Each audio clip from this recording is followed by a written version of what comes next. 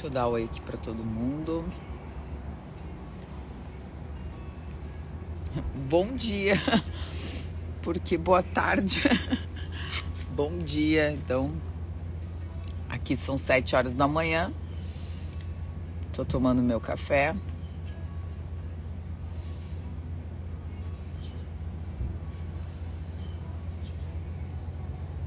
Bom, então hoje eu vou fazer a live sobre o caso clínico. Anotei algumas coisas aqui.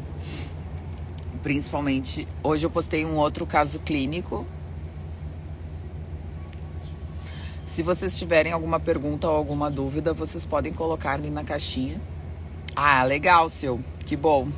Bem, muito diferente, né? Então aqui são 7 horas da manhã. Bom dia, Fabiana, bom dia. Então, são 6 horas de diferença. Se vocês tiverem alguma pergunta, alguma dúvida, vocês podem deixar nessa caixinha de perguntas. Deixa eu salvar aqui.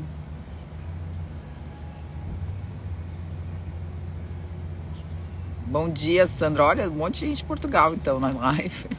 Tem um monte de gente. Que legal. Vocês estão me ouvindo bem? Essa hora da manhã é só com filtro, pessoal. Só o filtro salva, não tem mais jeito. Estão me ouvindo bem? Vamos lá.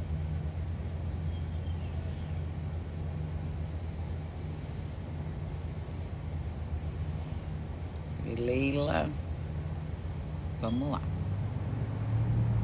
Ah, que bom. Tudo bem, Janete? Que bom que tu tá aí. Vamos lá.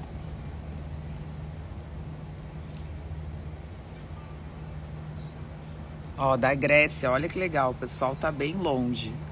Deixa eu só abrir aqui.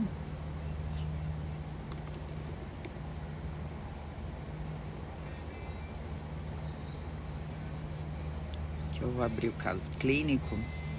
Se vocês tiverem alguma dúvida, alguma pergunta, vocês já podem deixar. Ó, já tem uma pergunta ali, vamos dar uma olhada. Qual laboratório aqui em Lisboa que faz o coprológico? Não tem, querida, eu já falei isso na outra live, né?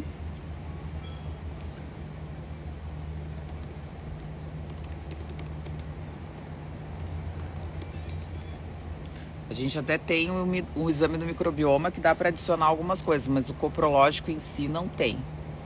Cabelo caindo muito, ó. A Mari Penha. Tudo bom, Mari? Então vamos falar um pouquinho de cabelo. Depois a gente fala do caso clínico que eu não tô conseguindo abrir ali. Bom. Deixa eu só ver aqui. Acho que agora eu vou conseguir abrir.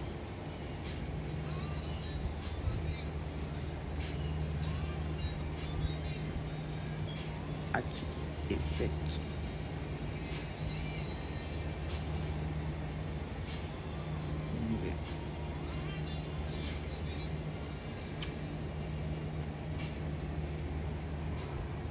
Meu cabelo não tá ajudando hoje. Vamos ver aqui. Pronto. Então vamos lá. A gente tá com o primeiro caso clínico que eu tinha postado, que é uma mulher de 51 anos, com história de há 11 anos com síndrome do intestino irritável e fadiga. Então ela tinha ido no médico tradicional, o médico tradicional tinha uma investigação, os exames estavam todos bem. E aí o que eu ressaltei ali? A questão da endoscopia e da colonoscopia, né? Qual é a questão da endoscopia e da colonoscopia? Muitas pessoas têm muitos sintomas gastrointestinais, então esses pacientes têm sintomas dispépticos, então assim, come e passa mal, fica estufado, a barriga fica doendo, muitas vezes fica com azia, não consegue ter uma boa digestão, come uma quantidade de comida que nem é tão grande, muitas vezes fica com distensão abdominal. Esse paciente muitas vezes tem muitas gases, logo às vezes precisa ir para o banheiro, então come e precisa ir para o banheiro. Esse paciente muitas vezes tem queixa de desconforto, de dores, então muitas dores em relação a um lado da barriga, às vezes muito mais embaixo da costela, às vezes muito mais a parte mais inferior, embaixo do ventre. Então, assim, tudo isso está correlacionado. E aí a pessoa procura um gastroenterologista, óbvio, ou, enfim, um médico que seja o clínico do seu plano, e aí ele encaminha para o gastro, ou muitas vezes já pede a endoscopia, a colonoscopia. Por que eu coloquei isso no caso clínico? Por que eu acho tão importante? Primeiro, a gente tem que pensar que a colonoscopia e a endoscopia são exames que vão ver o macro. Vão ver o quê? Se tem alguma alteração anatômica. Então, a endoscopia é um exame invasivo, a colonoscopia é um exame invasivo, isso é a primeira coisa. Então, muitas vezes a gente precisa de um preparo para eles, e aí o paciente às vezes até piora dos sintomas com esse preparo. Por quê? Porque se a gente for pegar a colonoscopia, tem um preparo horrível de 3 dias, que tem que tomar um monte de laxante, tem que fazer uma limpeza intestinal muito grande. Por quê? Porque é um exame invasivo, a gente vai olhar o intestino, e o intestino não pode ter fezes para a gente ver a parede intestinal. Então, a colonoscopia, ela é um exame que ela faz o quê? Ela vê dentro do intestino, ou seja, dentro da luz intestinal, dentro desse cano oco. Nós somos seres ocos, então dentro desse cano oco a gente acaba vendo o que está dentro dessa parede intestinal. Então isso é a primeira coisa. Segunda coisa, a endoscopia também é um exame que também é invasivo, então você precisa ter uma sedação, porque vai um cano dentro da sua boca que vai até a primeira porção do seu intestino delgado, né? Então até o duodeno.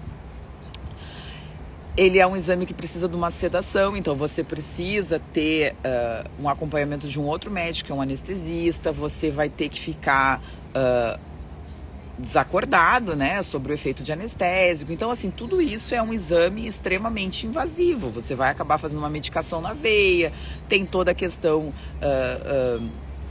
enfim, de ter que ir num local, de ter o tempo disponível, vai perder o dia, porque você pode se recuperar rápido e às vezes você pode se recuperar mais devagar. Então, todas essas coisas têm que ser vistas quando a gente pensa em um exame, né, invasivo, como a colonoscopia e a endoscopia. E o resultado, o que vai acontecer? Você vai ter o resultado da endoscopia e da colonoscopia, na grande maioria das vezes, normal, porque o seu distúrbio, ele não é um distúrbio anatômico. Você não tem algo obstrutivo, você não tem algo... Claro, pode achar um pólipo, pode achar, enfim, uma gastrite, pode achar... Mas qual é a causa disso? Qual é a causa do pólipo? Qual é a causa da sua gastrite? Qual é a causa da sua esofagite? Qual é a causa da sua úlcera? Qual é a causa? Então, assim, esses exames, eles vão trazer pouquíssima informação, vão lhe sujeitar a fazer um exame extremamente invasivo, um procedimento extremamente invasivo, que vai trazer um mínimo de informação que não é o que a gente está propondo e que não é o foco de qualquer tipo de doença, não é a causa. Esses exames não trazem a causa. E eu vou falar uma coisa horrorosa, uma coisa horrível, que realmente é verdade. Esses exames dão dinheiro para os médicos. Então você vai no médico, ele vai pedir uma endoscopia, uma coluna, porque ele vai ganhar ali no mínimo R$1.500, porque é o que o plano paga. O plano paga R$600 uma endoscopia, R$600 uma coluna, mais o anestesista que vai cobrar R$1.000 e poucos. Então, assim, é como o médico clínico ganha dinheiro. Eu tô falando uma coisa horrorosa, tô falando uma coisa horrível, desculpa, mas é verdade. O médico, ele não ganha dinheiro na consulta. A consulta, a Unimed paga R$100. Aí as pessoas dizem... por que a senhora não atende pelo convênio? Porque o convênio paga 70, 80, 90 reais, dependendo do convênio. Então, eu não acredito nessa medicina de 20 minutos, eu não acredito nessa medicina de 15 minutos. Eu acredito na medicina integrativa, na medicina da escuta, na medicina do acolhimento, na medicina do não protocolo, na medicina da individualização. É isso que eu acredito. Então, é isso que acontece no plano, porque ele não vai... Você acha que ele vai querer ganhar com você R$100? Ele não vai querer ganhar R$100, ele vai querer ganhar R$1.000, que é uma endoscopia e uma colono. E o anestesista vai ganhar mais R$1.000 e tá tudo certo. Então, é por isso que eles pedem endoscopia e colono. Não é porque eles querem saber o diagnóstico de alguma coisa, porque endoscopia e colono não é diagnóstico de nada, é diagnóstico de um câncer. Mas não dá diagnóstico da funcionalidade. Pessoa que tem síndrome do intestino irritável, ela não precisa fazer colonoendoscopia. Não é o primeiro exame. Pessoa que tem dispepsia, não é o primeiro exame endoscopia. Nunca vai ser. Só que o que acontece? Esses médicos não entendem de funcionalidade intestinal, não entendem de digestibilidade, não querem entender, porque deveriam entender, né? Todo gastro deveria entender, né? saber o que é o ácido clorídrico, saber o que é uma enzima digestiva, passar a enzima digestiva. Eu nunca vi um gastroenterologista, um paciente chegar com uma receita de enzima digestiva, eu nunca vi. Aqui nos Estados Unidos tem propaganda na rádio. Todo dia de manhã eu ouço a rádio, quando eu tô indo pra academia. E todos os dias de manhã tem propaganda de Creon. Creon é uma medicação para insuficiência pancreática. Então, assim, claro que a medicina no Brasil é muito melhor do que a medicina nos Estados Unidos. Eu vou falar de verdade, assim, em relação ao acesso. Eu tava conversando com uma pessoa essa semana que eu fiquei chocada. Vou contar uma coisa pra vocês. Vocês sabiam? Eu não procurei isso, tá? Eu tô falando do que eu ouvi, não é algo que eu fui procurar, que eu fui atrás.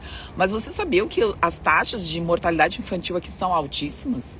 E que isso tá devido ao sistema de saúde americano? Por quê? Porque as pessoas nos Estados Unidos, elas precisam pagar pelas consultas. Porque o plano, ele paga um X e você vai lá e paga o Y. Então, imagina só no Brasil. No Brasil, o que é... No Brasil, vamos dizer no Brasil. No mundo, né? Você tem o seu nenê, nasceu o seu nenê, tá lá, parto, papapá, pediatra, papapá. Teoricamente, a gente precisa de um acompanhamento de mês em mês, correto? Esse acompanhamento mensal, ele é super importante pra gente ver se o nenê tá crescendo bem, se o nenê tá ganhando peso, se o nenê tá com o perímetro cefálico. Super importante saber se a cabecinha do nenê tá crescendo bem, se o cérebro tá se desenvolvendo, se o bebê tem alguma anormalidade na função digestória, se ele consegue respirar bem, se ele tá fazendo xixi normal, se o cocôzinho tá bacana, se o ouvidinho tá bem. Ele vai lá e ele é examinado, né? A consulta que a gente chama de puericultura. Aqui nos Estados Unidos, se você for pagar isso todo mês, você vai pagar no mínimo 100 e poucos dólares, que eles acham um absurdo. Mas eles vão na Ross, lá, eles vão na Macy's, eles vão no Dollar Tree e eles gastam 50, 100 dólares fácil, tá? Mas 100 dólares pra uma consulta eles acham um absurdo. Eu tava conversando com uma outra menina outro dia, e aí a gente tava conversando sobre o intestino, que eu podia pedir os exames, que eu era médico assistente aqui e tal. E aí eu falei, porque o exame de intestino custa mais ou menos 450 dólares. E ela, 450 dólares é muito dinheiro. E eu fiquei... Pai amado, Jesus eterno. 450 dólares, eles vão lá na Ross e eles gastam tranquilamente 200 dólares na Ross. Tranquilamente, tá? Ninguém sai da Ross com menos de 100 dólares. Então eu fico pensando nessas coisas, sabe? Que o pessoal, eles têm outras prioridades. E aí a taxa de natalidade... Por quê? Porque quando se descobre uma doença na criança, a criança já tá muito doente e às vezes morre. Então não tem esse acompanhamento de puericultura. Mas voltando, então uma curiosidade aqui dos Estados Unidos, eu não sabia. Se alguém souber alguma coisa, pode me falar. Deixa eu só colocar aqui. Olha, um monte de gente entrou, pessoal. Então a gente está falando sobre o caso clínico e sobre endoscopia e colonoscopia. Vamos lá. E depois a gente vai falar sobre queda de cabelo. Eu marquei queda de cabelo ali, mas é que... Eu sou muito... Exatamente, é verdade. Fala sobre infecção urinária de repetição. Tem infecção desde que me entendo por gente. Passei a usar sabonete e diminuiu um pouco. Olha, bem legal isso aí. Bota na caixinha ali, meu amor, Fabiana. Sobre reposição hormonal com implante de gestrinona. Bota na caixinha ali, vamos falar sobre isso. Gestrinona tem indicações precisas, viu? A Nancy tá ajudando aí, ó. A Nancy é ótima. Sabia, meu irmão mora aí, fala. Olha que legal, viu? A Nancy confirmou. Eu não fui procurar. Minha cunhada só conseguiu consulta pro filho. Sim, tu sabe, Nancy, eu vou contar uma outra coisa. Muito legal, muita gente já colocou. Coloca tudo na caixinha. Ó, muito bom. A Fabiana já botou, a Zivani botou, a Sil botou, a Fabiana botou, a Mari botou. Bom, então vamos lá. Deixa eu só colocar aqui.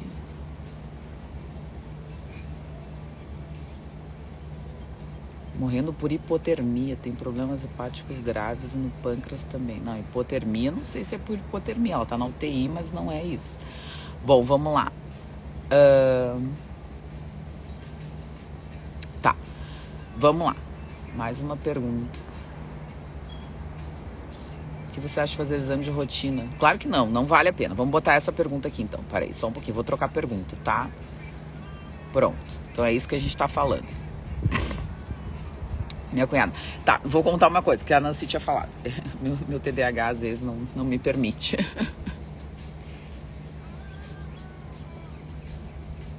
Bom, o que acontece? Eu fui marcar. Então, assim, o que aconteceu? Quando eu cheguei, eu tava muito nervosa mesmo, assim, foi um mês bem difícil. Bem difícil.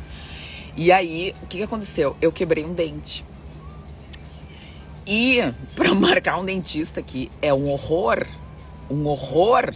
Vocês não têm ideia. Desde a marcação, que é muito difícil, tipo, não tem, é impossível, até o valor, que é, assim, absurdamente diferente do Brasil. No Brasil a gente quebrou um dente. Claro, se a gente for comparar reais e dólar, é a mesma coisa. Mas, para quem ganha em reais, fica muito difícil. Então, assim, tudo é muito difícil. Tudo muito difícil. Muito difícil mesmo. Então, voltando. Então, essa questão da endoscopia e da colonoscopia, exames de rotina, pra quê? Em primeiro lugar, pra quê? Pra que você vai fazer o exame de rotina de colonoscopia e endoscopia? Vocês têm que pensar exatamente nisso. Pra quê? Por quê? É exatamente isso que a gente tem que pensar. Por quê? Porque um exame de endoscopia e colonoscopia, ele vai mostrar alguma coisa na anatomia. Então, assim, óbvio que se o paciente tem uma história bizarra na família de câncer e ele tem uma vida merda, ele vai no gastroenterologista e no procto e vai fazer e tá tudo certo. O que a gente tá falando aqui são para as pessoas diferenciadas que estão aqui na live. São para as pessoas que realmente se preocupam com a sua saúde, são pessoas que realmente têm acesso a outras informações, são pessoas que realmente querem mudar de vida, que não querem ficar dependendo de endoscopia e de colonoscopia. O meu pai morreu de câncer gástrico e eu nunca fiz uma endoscopia. E não tenho nenhuma pretensão de fazer, porque eu já vi muitas endoscopias e eu sei o horror que é o exame. Então, assim, e já tive câncer e eu não quero ter de novo. Então são essas coisas que eu tô dizendo. Meu pai morreu. Meu pai era um homem de 1,90 m, quase 1,80 m e poucos. E meu pai morreu com 47 quilos. Então assim, meu pai morreu, ele definhou em 3 meses. Então são essas coisas que eu acho importante que a gente fale. Eu acho importante que realmente a gente converse sobre isso.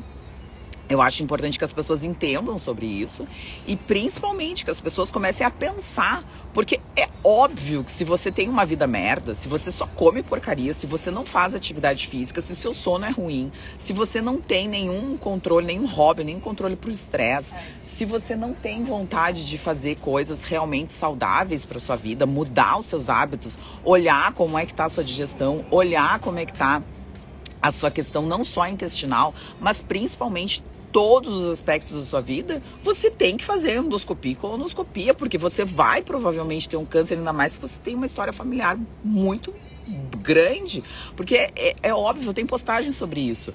A genética, ela não influencia absolutamente nada. A gente já sabe disso.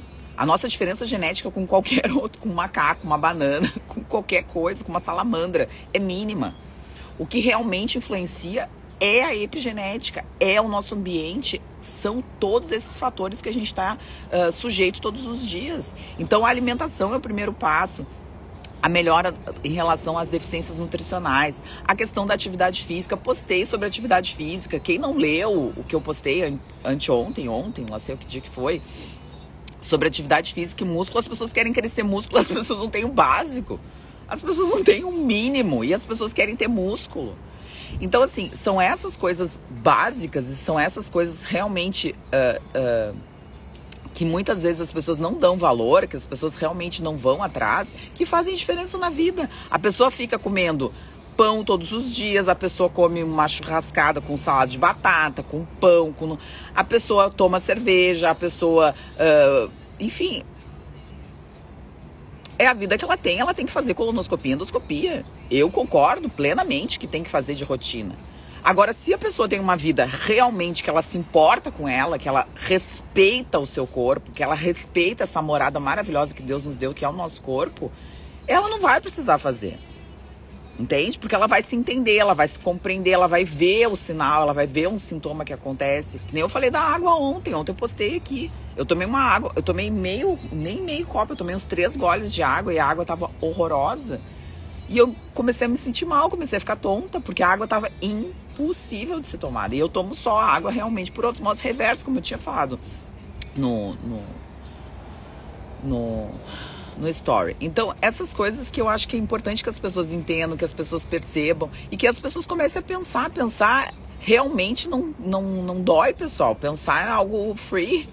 Pensar é algo realmente gratuito. Se vocês começarem a pensar, as coisas começam a se encaixar. O problema é que vocês querem tudo resposta simples, resposta pronta.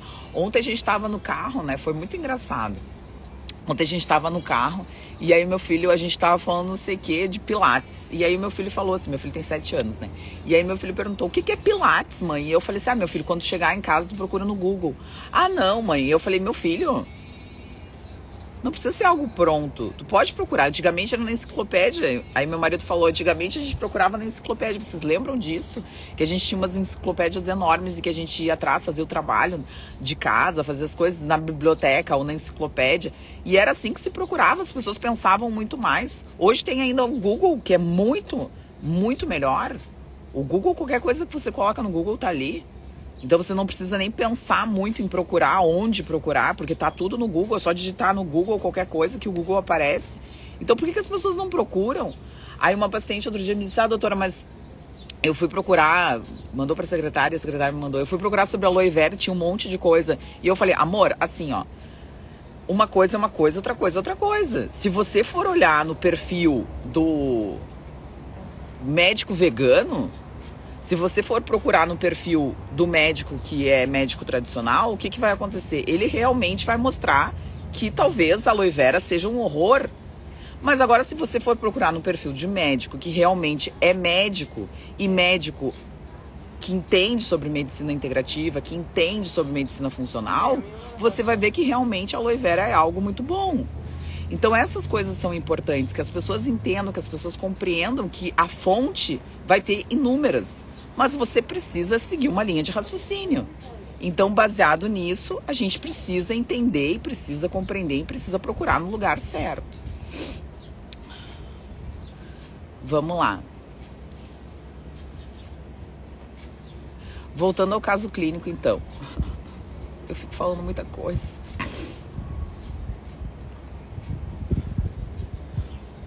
Sentou uma pessoa aqui do lado e eu acho que ela vai começar a falar no telefone e eu vou começar a perder minha concentração. Vamos lá. Vários exames, tomar medicações, exatamente. Mas quando as medicações não resolvem, que era a solução. Exatamente isso, exatamente isso. Vamos lá. Então, continuando o caso clínico. Amo medicina integrativa, querida. Que bonitinho. Vamos botar esse aqui. Eu também. Bom, vamos lá. Então, o caso clínico era isso. Então, fizeram endoscopia e colonoscopia e deram normais, né? E aí, o tratamento consistiu na prescrição de iosina. Iosina é uma medicação antiespasmódica, anticolinérgica. É a prescrição padrão, né? Inicial de qualquer coisa. O médico que não quer se complicar, ele vai passar qualquer tipo de medicação para tentar se livrar do paciente, ainda mais com um paciente com síndrome do intestino irritável. Os médicos têm pavor de síndrome do intestino irritável, porque é uma das patologias mais difíceis, né, de realmente tratar. Não, e ainda para piorar, a pessoa que tá aqui do lado acendeu um cigarrinho, só para ir vir bem na minha cara, mas tá tudo certo. Bom, vamos lá. Então, o que aconteceu? E aí a abordagem que eu fiz, né? E aí ela não teve resultado nenhum com o tratamento.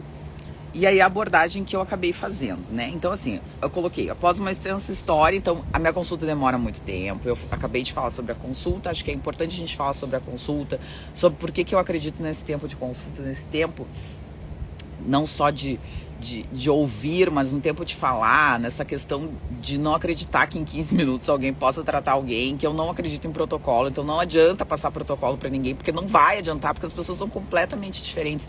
Então uma pessoa que responde até a cúrcuma, até o ômega, até o magnésio, uma pessoa que responde de um jeito e outra pessoa responde do outro, porque as pessoas são completamente diferentes. E aí as pessoas querem médicos na internet que falem sobre magnésio, que falem sobre ômega, que falem sobre resveratrol, que falem sobre cúrcuma, que falem sobre essas coisas, e não é assim que funciona. Então, assim, se você realmente acredita que o ômega vai ser a solução da sua vida, sinto muito lhe dizer não.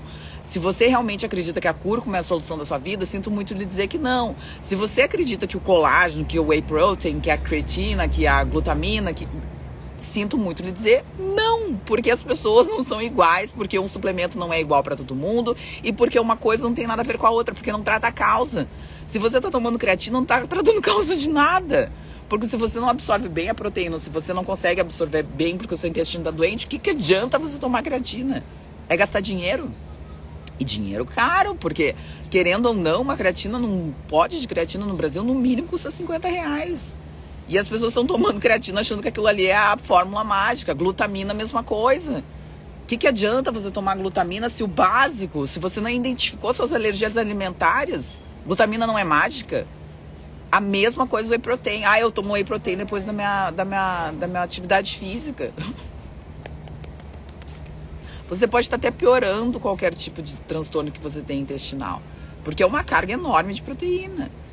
Então essas coisas que as pessoas não entendem, elas acham quando os médicos, porque elas têm essa necessidade, né? Então se as pessoas que estão aqui são pessoas diferenciadas, são pessoas que acreditam, que realmente entendem na sua individualidade. Sim, essa coisa do médico integrativo aí é a coisa mais fake news. E aí agora tem um negócio que é a Sociedade Brasileira de Medicina Integrativa Funcional, que os caras usam tudo fone de ouvido sem fio. Eu nem falo mais nada, eu só observo, né? Porque eu acho assim, o fim dos tempos, a maioria não sabe nem o que tá fazendo, não sabe nem o que tá falando. Medicina funcional se tornou coisa, por quê? Porque querem ganhar dinheiro, tudo se quer ganhar dinheiro. As pessoas não querem saber dos pacientes, elas querem ganhar dinheiro todo custo, não importa o que for. O negócio é comércio, as pessoas querem ganhar dinheiro a todo custo. Eu não tô dizendo que eu não quero ganhar dinheiro, eu não tô dizendo que dinheiro é ruim, eu não tô falando isso. Eu só tô dizendo que ganhar dinheiro a todo custo não é pra mim, não vale. O médico que tá na internet falando que a Tribulus terrestre é bom porque dá pra todo mundo, ele tá lhe enganando da mesma forma que o cara que fala da simvastatina, da mesma forma que o cara que fala do omeprazol, da mesma forma que o cara fala da Lidumab. Por quê? Porque é assim que se ganha dinheiro. Você acha que o cara que faz reumato, que prescreve o imunobiológico, que custa R$50 mil por mês, ele não ganha a parcela dele? Você acha que o oncologista que prescreve a quimioterapia, ele não ganha a parcela dele? Se você não sabe disso, bom, bem-vindo ao mundo. Welcome to the world. Porque é assim que funciona. Não tem o que fazer. O mundo gira em torno do dinheiro. Então, se você não começar a fazer a sua mudança, é aquilo que eu falo, é autocura. Não dá pra ficar esperando que o médico lhe trate e lhe cure. Não dá, pessoal, não dá. Acabou, isso aí não existe. Porque não é, porque a indústria está promovendo a saúde ruim pela alimentação. A indústria está promovendo a saúde ruim pela suplementação também, pela questão dos medicamentos alopáticos, por tudo. Você precisa se conhecer, você precisa saber quem você é, você precisa tomar conhecimento e propriedade do seu tratamento e do seu corpo. É isso que eu preconizo. Porque não pode comer carboidrato. Pessoal, não é a questão do carboidrato. Não é, isso aí não é. Tá errado. As pessoas têm que comer de tudo. Porque não pode comer fruta. Pessoal, a fruta é cheia de polifenol. O que é uma cereja? O que é uma uva?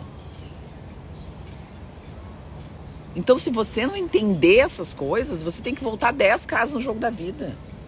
Não pode comer. Não tem polifenol na carne, desculpa lhe dizer, não tem. E hoje já se sabe que se a gente quer melhorar o envelhecimento, estimular a sirtuína, fazer com que a gente tenha um anti-aging fantástico, a gente precisa comer de tudo. Não tem os trabalhos que mostram sobre envelhecimento, eles estão muito correlacionados com também a questão dos fito, mas também com a questão dos polifenóis, com a questão das frutas, das substâncias que as frutas têm. Eu vou postar depois um slide, vou colocar lá no meu grupo do Telegram, do WhatsApp. Vou colocar lá um slide muito legal sobre isso. Então, é isso que vocês têm que entender. Eu não sou contra. Eu já fui muito da low carb, eu já fui muito da cetogênica, eu já vi que as pessoas passavam mal. Muita gente passa mal. E ninguém fala. Os colegas dos imunobiológicos indo viajando. A mesma cara dos colegas da vacina. A mesma coisa dos colegas da vacina. Ou vocês acham que os infectologistas não ficaram multimilionários nos últimos 3 anos? Ainda mais prescrevendo vacina. Pelo amor de Deus, né, pessoal? Vocês têm que acordar para o mundo, tem que começar a ler mais coisas, tem que sair dessa vida de como é que é o nome daquela moça que todo mundo segue? Da Virgínia. Vocês têm que parar de olhar bobagem, besteira e começar a pensar na vida. Vocês têm que começar a raciocinar.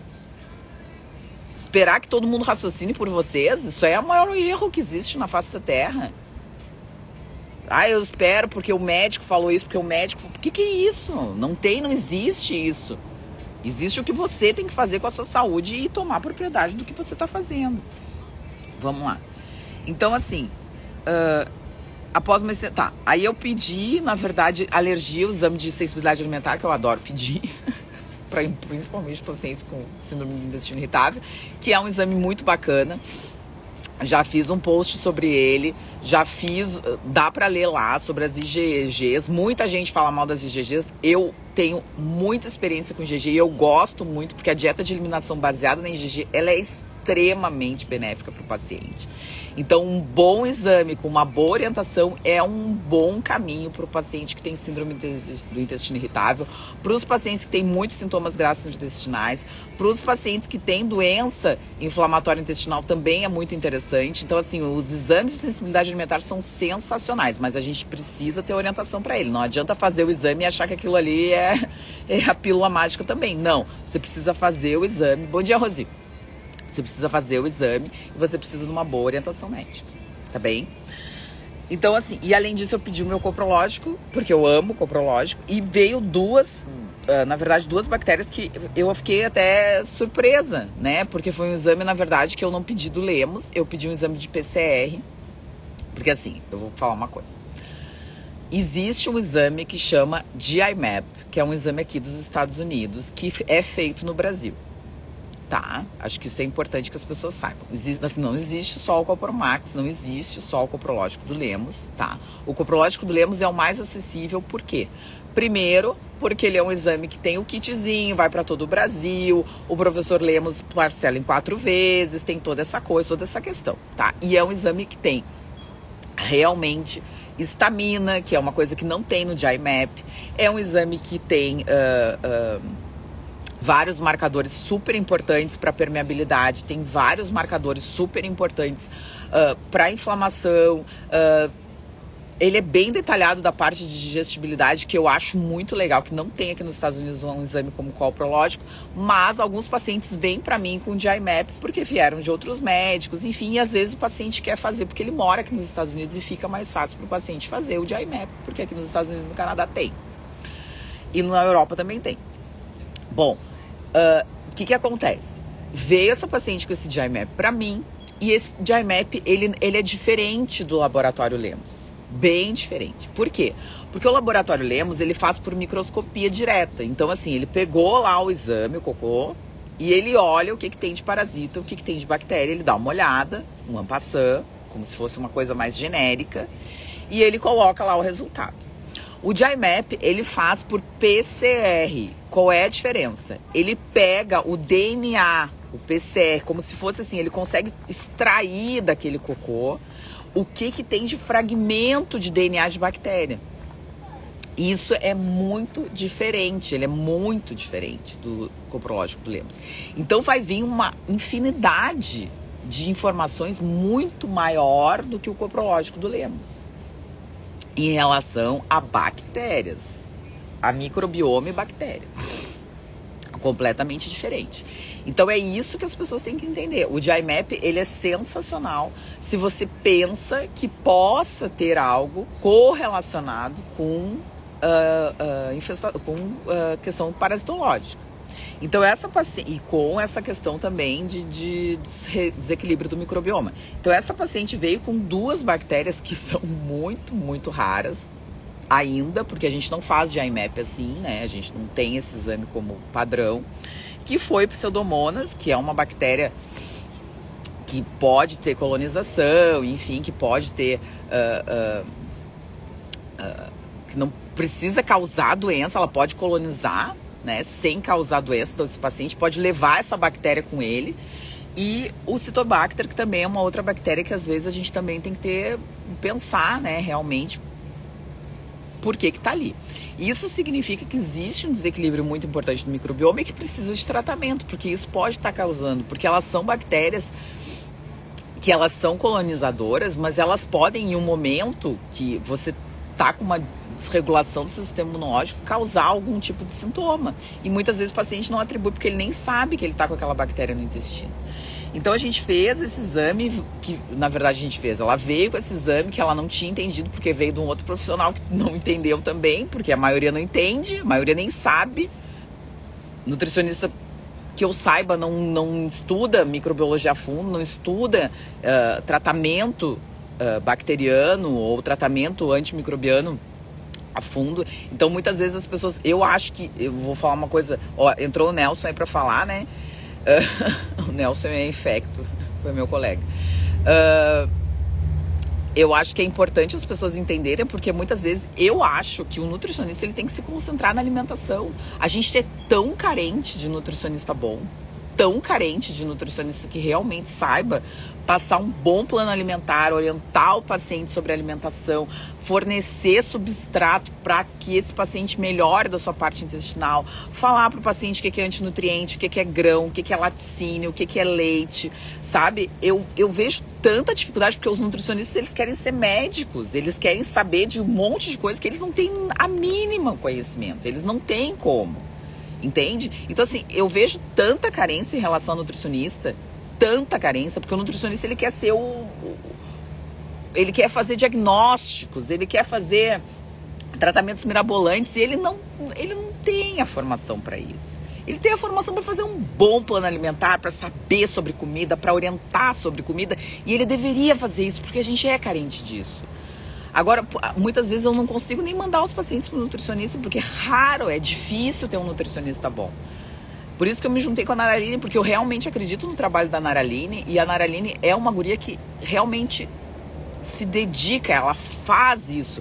Porque eu já recebi muitos pacientes dela que vão para ela e ela realmente faz plano alimentar, ela orienta sobre alimentação, orienta sobre cocô, que é o que o nutricionista tem que fazer. Por isso que eu sou tão fã da Naraline, porque eu demorei muito tempo para ver alguém que realmente... Porque eles querem fazer outras coisas, eles querem viajar na maionese. E não é. O nutricionista, ele tem que falar sobre comida. Ele tem que passar um plano alimentar, ele tem que explicar para o paciente sobre alimentação, sobre antinutriente. Tem que explicar sobre essas coisas super importantes. Sabe? Pedir um exame de sensibilidade alimentar, saber interpretar o exame, saber fazer uma boa dieta de eliminação. Qual é o nutricionista que sabe fazer uma dieta de eliminação bem feita? Baseada em um exame de sensibilidade alimentar? Não conheço. Então são essas coisas que eu falo. E aí o nutricionista, tu vai no nutricionista, ele quer passar suplemento, ele quer passar como é que é? Tribulus terrestre, que agora... Eu peguei 2 pacientes essa semana que estavam tomando tribulus terrestre. E eu falei, ai, Jesus Cristo, não tem um trabalho na literatura que fale que tribulus aumente testosterona. E as pessoas tomam tribulus como se fosse o rei do suplemento para testosterona. Então, assim, eu fico... Puta. Vamos lá. E aí, o que aconteceu? Na literatura, a gente tem realmente a questão da presença da Pseudomonas duracitrobacter como causador também de diarreia, podendo causar síndrome do intestino irritável, e a gente resolveu tratar, porque eu fui procurar, por isso que eu coloquei ali. E também a alergia alimentar, nesse exame de sensibilidade, veio pro arroz, olha que interessante, né? Veio pro arroz e veio pro glúten, óbvio, né? Pro trigo. E aí a gente, então, fez uma dieta de eliminação, eu sempre oriento o paciente, né? Se ele quiser procurar uma nutricionista, eu acho muito melhor, né? Mas um nutricionista que saiba, porque a maioria não sabe, mas um nutricionista que realmente saiba fazer uma dieta de eliminação, que oriente o paciente sobre uma dieta de eliminação é muito importante. Então a gente levar isso em consideração, fazer esse tipo de tratamento e tratar essa microbiota doente, que são as duas coisas muito importantes, né? Ó, a Rose colocou, estou fazendo faculdade de nutrição e a Naraline é um ótimo exemplo. A Naraline é uma ótima pessoa, uma ótima nutricionista. E eu fico pensando, ela tá lá no meio do mundo e além disso, no fim do mundo, né? Porque a cidadezinha dela é muito pequena. E ela é um fenômeno, ela é um sucesso, ela é uma pessoa muito boa, ela sabe muito, sabe? Mas ela sabe como nutricionista. Então é por isso que eu admiro ela. Ela não fica enlouquecendo, mirabolando, sabe, coisas, exames e querer. Não, ela é a nutricionista. E é por isso que eu gosto tanto dela, porque ela é nutri. Ela se comporta como nutri. E eu acho que é por isso que também as coisas estão tão difíceis, sabe? As pessoas querem se comportar como outros profissionais que não são. O nutricionista não é médico, ele nunca vai ser, porque a formação dele não é para isso. E eu nunca vou ser nutricionista porque minha formação não é para isso. Apesar de eu estudar muito, eu nunca vou... Olha, pode pegar os meus pacientes. Eu não passo dieta, eu só oriento. Se o paciente quer uma dieta pronta porque ele não consegue, ele não entende, ele não consegue perceber o que está fazendo mal, procura uma Nutri. Para isso que a Nutri está aí. Se nutricionista emagrecesse alguém, ou se nutricionista fizesse diferença, e com dietas prontas, estava todo mundo magro, todo mundo feliz. Dieta pronta não adianta para nada. Absolutamente nada. Pesar alimento não adianta para nada. Absolutamente nada. Se você não entendeu isso, volte 5 casos no jogo da vida. Não adianta. Adianta uma nutricionista entender o seu intestino. Ela é maravilhosa. Entender o seu intestino, conversar com você sobre os seus exames, realmente passar o que é importante, valorizar o que são os alimentos que podem estar lhe fazendo mal, saber como é que é o seu quadro abdominal, tudo isso é importante. Então, acho importante que você realmente perceba, entenda e valorize a nutricionista como ela tem que ser valorizada, ou seja, através de uma boa estratégia nutricional. E para isso que ela vai estar pronta para fazer.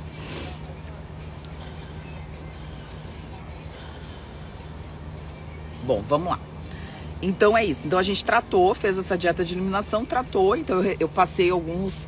a gente tem aqui, né, nos Estados Unidos e no JMEP também, a gente consegue ter alguns antimicrobianos que podem vir no exame, que a gente pode tratar, que são fitoterápicos, são naturais. Então eu já passei, já mostrei sobre fungigrama, que também pode ser natural. Bactérias também pode ser natural. E eu acho super importante que as pessoas entendam que é um outro exame, não é o coprológico. Então eu passei um plano de tratamento baseado nesse antimicrobiano natural. Então a gente pode utilizar, a gente não precisa tratar helicobacter, tratar bactéria, não precisa ser com antibiótico, pessoal. Síndrome do intestino irritável, usar a rifaximina, não precisa. É o último caso, porque aí a gente vai acabar com todas as bactérias do intestino e a gente não quer isso, a gente quer manter o seu microbiano. Preciso dessa Nutri para salvar meu intestino. Perfeito, é isso aí. Então, assim, existe 2 coisas importantes. Você precisa consultar com um nutricionista quando você não consegue, não tem. É para isso que a Nutri serve. E a Nara Aline é maravilhosa. Então, assim, entender esse processo é muito importante. Entender que essa paciente foi tratada de forma natural, eu não passei nenhum antibiótico para ela. E ela conseguiu melhorar 100% dos sintomas, que nunca ninguém tinha visto, e todo mundo fazendo diagnósticos de síndrome do intestino irritável sem tratar a causa. Mas qual é a causa do intestino irritável? Muitas vezes é uma disfuncionalidade do intestino, o intestino tem uma motilidade dificultosa, e isso é muito difícil de tratar. Mas também muitas vezes tem fatores que não são só de motilidade intestinal. Então, realmente você precisa perceber isso, você precisa entender isso e, consequentemente, fazer o tratamento. Tá bem? Vou responder. Esse caso clínico ficou bem? Acho que foi isso, né? Só peguei aqui pra ler ali. Mas assim, não sei se vocês entenderam, eu acho que esse caso clínico ficou bem interessante, porque foi um caso clínico que correlacionou a microbiota, que correlacionou as sensibilidades alimentares, correlacionou o tratamento, que nem sempre é o tratamento com antibiótico. Então eu não preconizo tratamento com antibiótico, eu sempre preconizo tratamento com fitoterapia, com ajuste dessa microbiota através da alimentação. E baseado nisso, a gente realmente pode começar a pensar em outras possibilidades. Depois, se falhou, óbvio que a gente pode pensar em usar um antibiótico. Mas o antibiótico, ele tem que ser talvez a última, vamos dizer assim, a última bala, a bala de prata para o tratamento da síndrome do intestino irritável, para o tratamento dessa desregulação desse intestino doente, desse desequilíbrio antimicrobiano. Então, utilizar realmente a microbiota para que a gente consiga reformular ela de uma forma que ela realmente se reestruture e não destruir tudo e começar do zero. Eu acho que é muito melhor, talvez, a gente pegar a casa e começar a reformar os cômodos um por um, do que a gente destruir tudo e tentar começar de novo, porque muitas vezes não é esse o caminho. O caminho talvez seja esse caminho da gente conseguir reformular e tratar as causas, porque se a gente não tratar a causa, o que vai acontecer? Você vai tomar o antibiótico de largo espectro, que a gente tem vários para tratar a síndrome do intestino irritável, a gente vai acabar com esse microbioma, mas e a causa? Você modificou a alimentação? Você modificou as suas sensibilidades alimentares? Você realmente modificou os seus hábitos de vida? Você está fazendo com que aquele microbioma que vai retornar, vamos dizer assim, vai continuar sendo o mesmo ou vai mudar? Então, vou encher de probiótico. Probiótico não permanece se a gente realmente não der um lugar bacana para ele continuar sobrevivendo. O probiótico não é milagroso, não é mágico, né? Então, eu acho que isso é importante. Vamos ver aqui. Então, olha só, olha que interessante, né? Fala um pouco sobre infecção urinária de repetição. Tenho 35 anos e tenho há anos. A grande maioria das bactérias, o Alessandro não sei se está aqui, né? Mas o Alessandro é o nosso microbiologista master brasileiro, né? Vamos dizer assim. Então, assim, a grande maioria dos exames comuns de urina, dos EQUs, né? Exame, vamos dizer assim, quantitativo de urina, qualitativo de urina, dos IAS, né? Das amostras de urina, cada estado tem um nome. Eles são exames que, na grande maioria das vezes, quando a gente vai ver as infecções urinárias, elas são por qual bactéria? Vocês sabem disso? Qual é a bactéria mais comum de infecção urinária? Se vocês souberem, escrevam aqui. Fabiana, tu que colocou a pergunta, qual é a bactéria mais comum nas tuas uroculturas, né? Isso é interessante que a gente discuta, porque tem tudo a ver com o que a gente estava falando.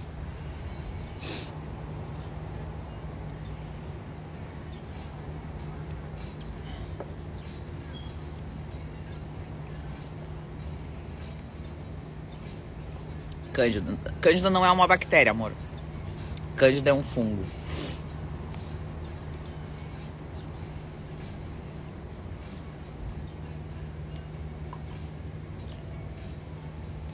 Vocês sabem? Isso, é um fungo. Cândida albicans é um fungo, não é uma bactéria.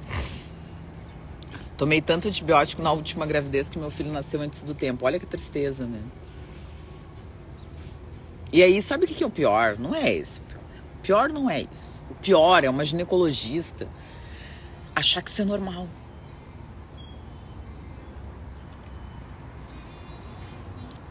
Lactobacilos. E. coli. Paula, perfeito. Vamos lá. Isso aí. A Nanda, a Paula, não me lembro o nome da bactéria. Perfeito. Então, assim, E. coli, Vivi. Muito bom. Vamos lá. Então, assim, era isso que eu queria que vocês me dissessem. Faço as perguntas esperando as respostas e realmente vieram. Então, vamos lá. Escherichia coli. Perfeito, né? Então, assim, a bactéria mais comum em relação à infecção urinária na mulher, porque assim, ó, uma coisa é uma coisa, outra coisa é outra coisa. Vamos falar de infecção urinária pra gente fechar a live, tá? O que acontece? Muitos pacientes têm infecção urinária e essas pacientes são mulheres. Por quê? Porque existe uma diferença muito grande do tamanho da uretra da mulher e do homem. Por quê? Porque a mulher tem uma uretra curta, bem curta. A mulher tem 3 buracos, então a mulher tem a uretra, a vagina e o ânus, tá? Tem 3. O homem só tem 2. E a uretra do homem é muito comprida comparada com a da mulher. Então, a uretra do homem tem a vesícula seminal, tem a próstata, ele passa desde lá do testículo, ele passa, tem um caninho assim, ó. E o pênis é longo, vamos dizer que os pênis são longos, né? Mas o pênis, ele também tem um trajeto da uretra, né? Então, isso faz com que seja muito difícil a ascensão, porque a bactéria, por que ela causa infecção urinária? A bexiga é estéril, né? A bexiga é estéril, o rim é estéril. Ele não pode ter bactérias ali, né? Então, a gente não pode ter presença de bactérias. A urina, ela é um fluido estéril. Estéril é sem bactérias, sem presença de nada. Ela tem que ser. Então, o que acontece? Para ter infecção urinária, essa bactéria ela tem que ter ascendido, ou seja, entrado do meio externo, ou seja, da uretra externa, para a bexiga. Isso a gente chama de cistite, que é a infecção da bexiga. Então, para o homem ter essa ascensão dessa bactéria até a bexiga, isso é muito mais difícil, é muito mais longo. Por isso que as pessoas falam, né? Ah, teve relação sexual, tente urinar. Por quê? Porque ali teve contato com um monte de coisa e a bactéria pode ascender para a bexiga. Então, tem mulheres que têm infecções urinárias depois do coito, pós-coital. Então, a mulher tem o sexo, lá tem a transa e ela faz infecção urinária. Para o homem é mais difícil, né? Para o homem é bem mais difícil. Por quê? Porque a bactéria ela tem que estar andar, como se ela tivesse que fazer uma trajetória. Ela tem que ter um trajeto muito mais longo. E para a mulher é bem curtinho. Então é muito mais comum infecção urinária em mulheres do que em homens. Esse é o primeiro ponto. Vocês entenderam isso?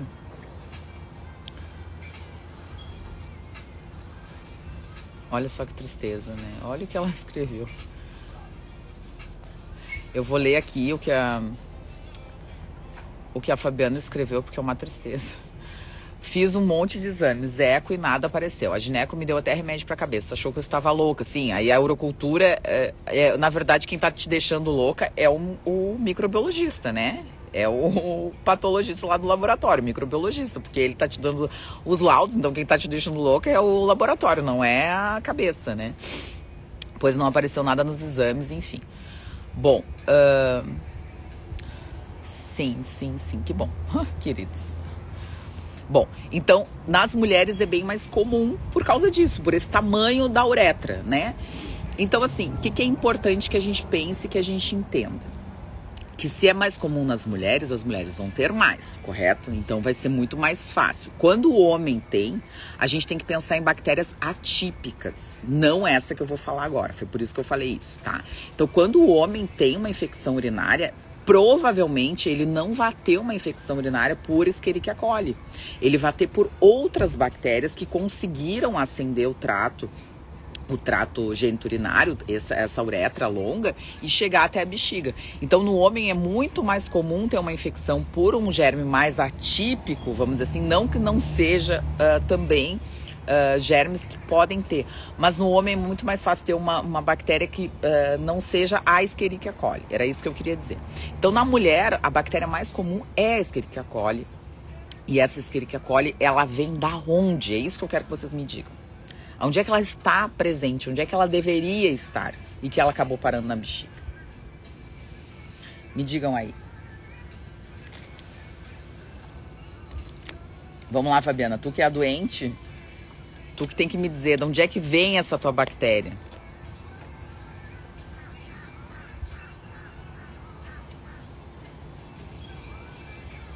Perfeito. Perfeito. Ela está no intestino. Ela é do intestino. E a Suzy falou no ânus. Perfeito, é isso aí. Então, assim, ela está no intestino. É muito legal que vocês me digam isso, porque vocês entendem. Então, ela está no intestino. E se ela está no intestino, ela tem que ficar onde? No intestino. Ela não tem que ir para a urina. Ela não tem que estar na bexiga. Então, se ela está indo, pode ser por dois motivos. Primeiro, porque você tem hábitos ruins em relação à higiene. Isso é muito frequente e muito importante que as pessoas falem, porque eu tenho um post sobre isso também. Então, quem não viu, eu já falei sobre isso, porque eu acho super importante, os médicos não falam sobre isso. Então, assim, como você se limpa, isso é muito importante. Você se limpa de frente para trás ou de trás para frente. Uma coisa que é interessante, muitas vezes a pessoa que tem infecção urinária é se lavar e não usar papel quando ela vai fazer cocô. Muitas vezes é muito legal que tem o chuveirinho. Lembrem que antigamente existia um bidê. Quem lembra do bidê? Quem lembra do bidê denuncia a idade. Existia a gente chamava aquilo de bidê, que era o quê? Era uma patente, né? Tipo um vaso sanitário que tinha uma aguinha que vinha por baixo para se lavar. Que antigamente não tinha os chuveirinhos que a gente tem, né? Hoje a gente tem as duchas, né, higiênicas dentro dos banheiros, mas antigamente não, era um bidê. Na minha casa, lá em Rio Grande, né, onde eu morei a minha vida toda, existia um bidê, né, que era aquele, e eu adorava aquilo ali também, porque às vezes realmente era bom, né. Tava muito frio, minha cidade faz muito, muito frio, tinha um vento, a gente chama de vento minuano, que era um vento que cortava, assim. Então, muitas vezes, o que tu queria? Tu queria não tomar um banho, assim, de manhã queria tomar um banho que esperasse tá mais quente para tomar banho, e aí a gente ia lá e dava aquele banho tcheco que a gente fala, dava aquela lavada ali e tal. E o bidê funcionava também para isso. Então, eu fazia um xixi, fazia o cocô de manhã, não queria tomar um banho porque tava gelado, queria esperar mais a temperatura, queria tomar o banho em outro momento, a gente só dava aquela lavada para sair, para ir para aula, para ir para onde tivesse que ir. Então, assim, coisa simples, é exatamente isso. Então, assim, na minha casa antiga, que bom que tem bidê. Que bom que tem bidê, porque é uma forma, é como se fosse uma ducha higiênica antiga, é a mesma coisa. Quem não sabe, bem-vindo ao mundo. Se você não sabe, volte 5 casas no Jogo da Vida. Mas assim, o Jogo da Vida era um jogo que tinha antigamente. Vocês lembram do Jogo da Vida?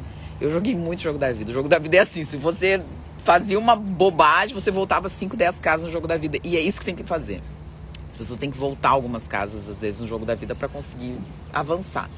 Então, assim, é importante que as pessoas saibam que isso é muito interessante para quem tem infecção urinária. E muitas vezes as pessoas não falam, o médico nem fala isso. Então tem que se lavar. Talvez seja muito mais interessante você se lavar do que se limpar. Porque você tem um hábito já de se limpar. A pessoa se limpa assim, ela vem lá com aquela mão lá por trás e vem pra frente. Você leva toda aquela contaminação daquele intestino que é o cocô. O cocô não é estéril, pessoal. O cocô não é estéril. A bexiga é estéril, mas o intestino não é estéril. Então você leva todas aquelas bactérias pra lá. E na mulher, como essa uretra é curta, fica muito fácil de colonizar, de subir, de ascender. Fica muito mais fácil. Então isso é uma coisa muito interessante, você utilizar dessas ferramentas. Então assim, ou você pode...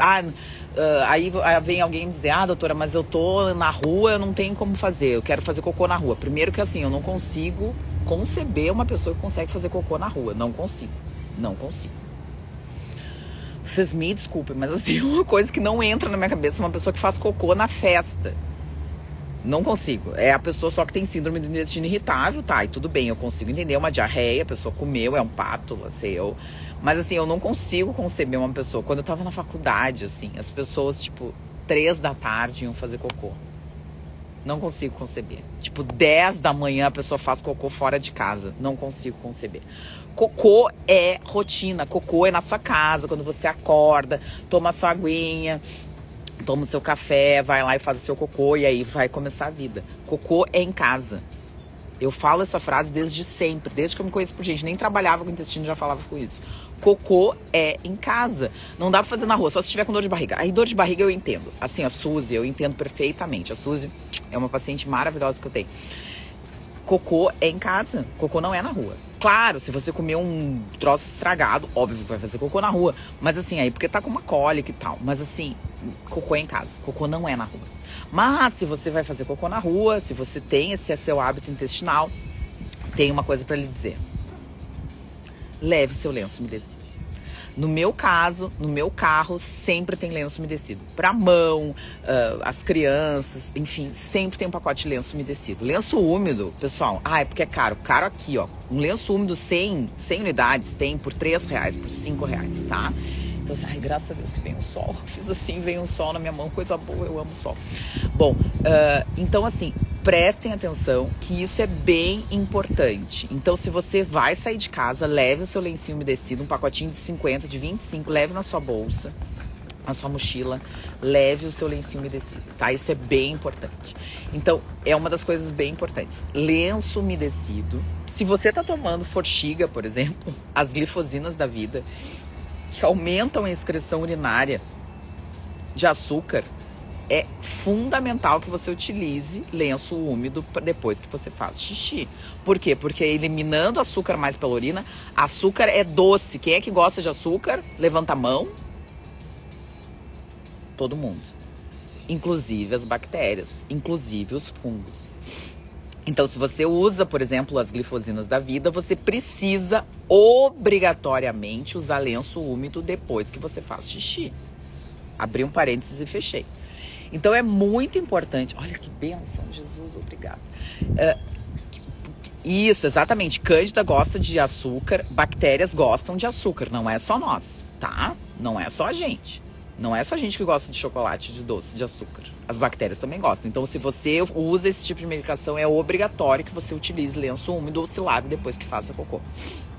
Depois que faça xixi. Então, vamos lá. Faça uma alimentação low carb, sem glúten, sem industrializados. Vamos lá, vamos voltar. Então, olha só. Se limpar como você se limpa, se lavar como você se lava. Isso é super importante, tá? É importante que você veja na sua alimentação se você digere bem os carboidratos. Porque existe uma... Olha só, duas coisas. Olha como Deus é maravilhoso, como é uma bênção entender o intestino.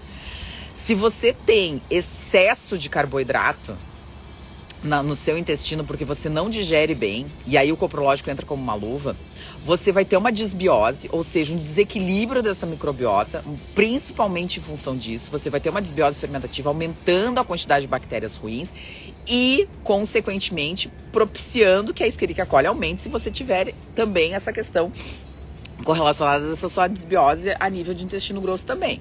Então é importante que você saiba que se você não come carboidratos ou tudo tem carboidrato, a pessoa diz assim, faça uma industrialização low carb sem glúten, sem industrializados.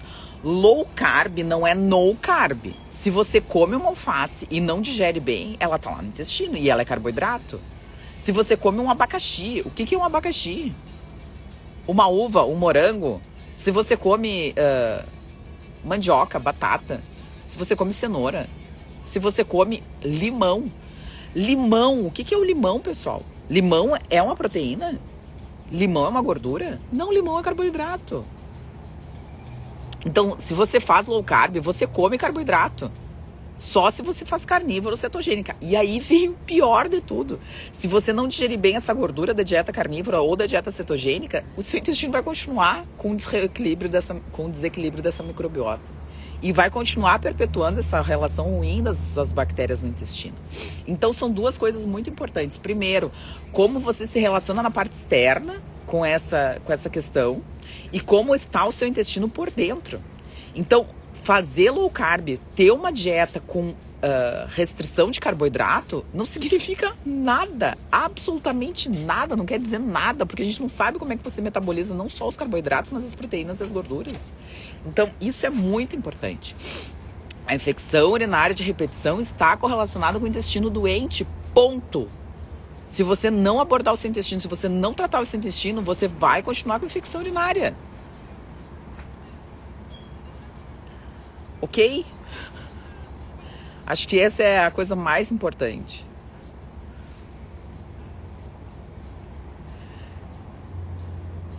Uma hora e 5 de live, pessoal. Acho que era isso por hoje. Domingo, 11 da manhã no Brasil, 8 da manhã nos Estados Unidos. Higiênico não é passar 1 quilo de sabão, água e água, parei de usar sabonetes. Pois então, essa questão do sabonete, muito bem, Jordana, perfeito, vamos lá. Vamos colocar aqui pra gente conseguir... Como vamos estar? Tá. Vamos ver aqui, ó. Essa questão do sabonete, só pra gente... Jussara, não vou conseguir responder. Vou deixar depois da live aqui uma caixinha de perguntas. Nem vi a tua pergunta, Jussara, não tá aqui. Vou deixar uma caixinha de perguntas e aí eu respondo daqui a pouco, tá? Que eu vou pra academia. Assim, ó. O que eu acho importante, tá? Essa questão do sabonete. O sabonete também pode alterar a microbioma. Muitas vezes as pessoas não têm nem noção disso. Por quê? Porque sabonete é algo extremamente hoje desenvolvido, depois principalmente da pandemia, para matar bactéria. E é esse equilíbrio entre as bactérias que é importante. Não é que não é para ter bactéria. As pessoas usam Protex, né? Fazendo uma coisa, Protex. Tem uns sabonetes aí que é 99% antibactericida, né? E não é para matar as bactérias. A gente não tem que matar as bactérias. A gente tem que deixar as bactérias conviverem em harmonia. Porque bactéria é importante, a gente é mais bactéria do que célula. Então existe um lado muito bom das bactérias e ele precisa ser preservado, ele precisa ser mantido. Eu não estou dizendo que bactéria é ruim.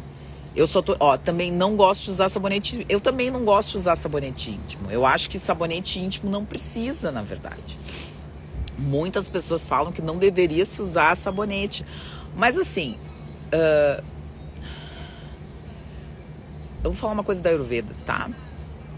Muitas pessoas falam que a gente deveria usar só no nosso corpo coisas que a gente pudesse comer. Não sei se vocês já ouviram falar disso.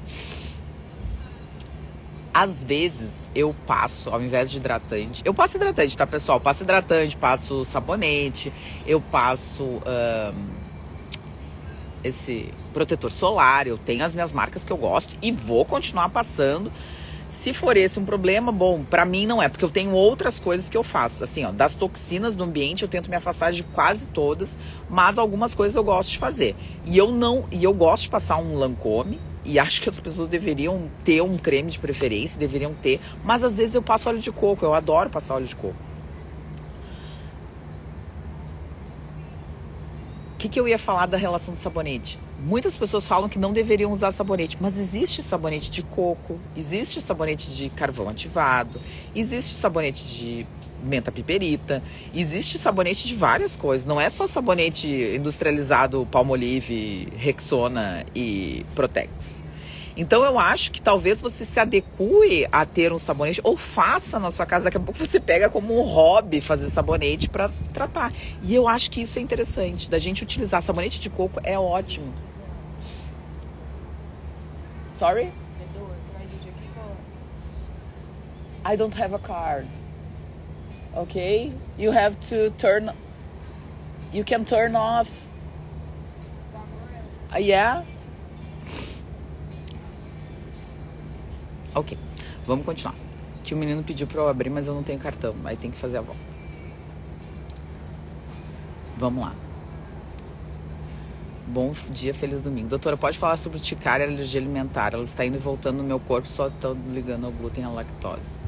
Querida, tem que ir ver. Não tem como. Ó, viu? Legal. Então, só terminando a questão dos sabonetes. Eu acho que é isso. A gente pode pensar nessa questão dos sabonetes com isso. O óleo de coco é ótimo, né? O coco é ótimo, é um ótimo... O óleo em si como um bactericida, enfim, como um fungicida, ele tem vários trabalhos a respeito do ácido caprílico, do ácido capróico, do ácido mirístico, enfim, ele tem um monte de óleo bacana. Então eu acho interessante a gente pensar nisso para a gente poder pensar no macro. Então talvez você usar um sabonete que você compre, que seja um pouco mais natural, talvez seja também uma opção. E eu também não sou a favor de sabonete íntimo, também não sou a favor desses sabonetes mirabolantes, maravilhosos, mas assim, é aquilo. Eu tô num lugar, tipo, tô no hotel, não tem outro sabonete. Poxa, não vai se lavar, tirar. Às vezes tem a gordura, a oleosidade do próprio corpo. Acho legal, né? Gordura sai com gordura, né? Então, a gente tem que pensar nisso. Agora, daqui a pouco, realmente, talvez usar um outro sabonete, um sabão de glicerina, né? Exatamente. Então, assim, acho que é interessante a gente pensar em todas essas coisas para que a gente possa pensar diferente e ter resultados diferentes. Se a gente continuar pensando da mesma forma, a gente vai continuar tendo os mesmos resultados, né? Então, é importante que a gente realmente mude alguma coisa para que a gente tenha resultados diferentes. Tá bem? Então, assim, as outras perguntas, as outras dúvidas, ressecamento fecal, como melhorar? Então, assim, vou convidar vocês, se vocês quiserem, no link da minha bio, dá para marcar consulta, marquem a sua consulta, vamos conversar. A minha consulta demora 2 horas e meia, 3 horas, 4, 5 horas, dependendo do paciente. Eu não meço tempo, tanto que por isso que eu me atraso um monte de outras consultas. Ela não tem tempo para começar e também não tem tempo para terminar. Então isso é muito importante. Marca a sua consulta, vamos conversar, vamos fazer um exame bacana, enfim, acho que essas coisas são importantes. Conversamos um pouco sobre intestino, conversamos um pouco sobre a questão do caso clínico, que foi muito a ver, falamos sobre infecção intestinal, infecção urinária, falamos sobre o intestino, e acho que essas coisas são todas muito importantes para que a gente comece a pensar diferente e para que vocês se apropriem do diagnóstico de vocês, não só do diagnóstico, do tratamento.